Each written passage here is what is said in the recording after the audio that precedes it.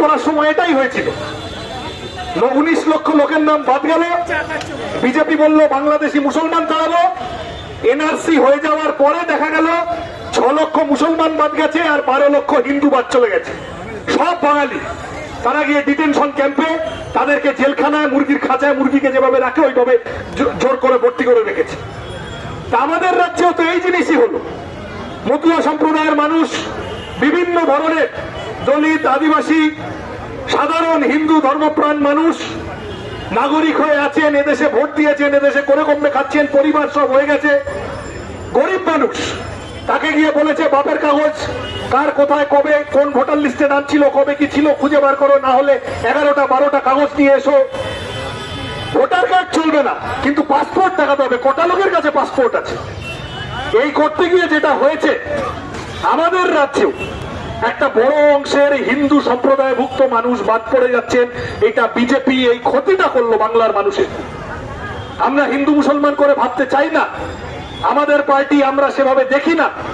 ওই কাজটা করে হুমায়ুন কবির আর শুভেন্দু অধিকারীরা।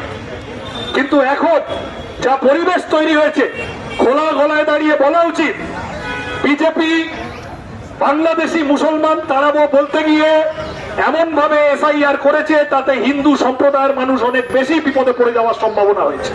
এই একই জিনিস আসামে হয়েছে, ওই জন্য এসআইআরটা এবার আর ঝুঁকি আছে, ওই জন্য আসামে করছেন।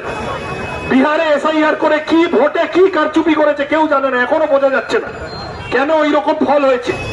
কারুর কোনো প্রেডিকশনের সাথে মিলছে না। আর এখন পশ্চিমবঙ্গে তৃণমূল দেখেছে এতে আমার লাভ আছে। বিজেপি যত এইসব করবে, আমি তত ওইটা দেখিয়ে, যে মানুষ আরজি কর নিয়ে বিরক্ত, যে মানুষ 26,000 লোকের চাকরি চলে যাওয়া নিয়ে বিরক্ত, যে মানুষ 8,000 স্কুল বন্ধ হয়ে যাওয়া নিয়ে বিরক্ত, যে মানুষ পেট্রোল ডিজেল রান্নার গ্যাসের দাম বেড়ে যাওয়া নিয়ে বিরক্ত, যে মানুষ পার্থ চ্যাটার্জিদের চুরি ডাকাতি নিয়ে বিরক্ত, সেই সব লোক তাদেরকে গিয়ে বিজেপির জুজু দেখাবো, তাদেরকে গিয়ে বলবো আমাকে ভোট দাও নাহলে বিজেপি চলে আসবে। এই বলে বিজেপির জুজু দেখিয়ে যাই চুরি ডাকাতি করি না কেন আমি লোকের ভোটটা নিয়ে ভোটটা জিতবো। তৃণমূল পরিষ্কার বাংলাটা বুঝে গেছে। আমরা বাংলা বাঁচাও যাত্রা করেছি, গোটা রাজ্য জুড়ে আমরা করছি, এবং আজকেও যাদবপুরে যে বিরাট মহামিছিল হলো, আজকে সাম্প্রদায়িক সম্প্রীতি রক্ষার জন্য নতুন করে বাংলার মানুষকে এগিয়ে আসতে হবে তো বটেই, সামগ্রিকভাবে রুটি রুজির রাজনীতির কথা, মানুষের জীবন জীবিকার কথা, পেট্রোল ডিজেল রান্নার গ্যাসের দামের কথা, কারেন্টের খরচ বাড়ছে কেন, এই প্রশ্ন করার জন্য, স্কুল কলেজগুলো স্কলারশিপ ফেলোশিপের কথা, ওষুধের দামের কথা, এই কথাগুলো বলার জন্য আমরা আজকে মিছিল করেছি। আমরা গোটা রাজ্য জুড়ে মিছিল সাজাচ্ছি।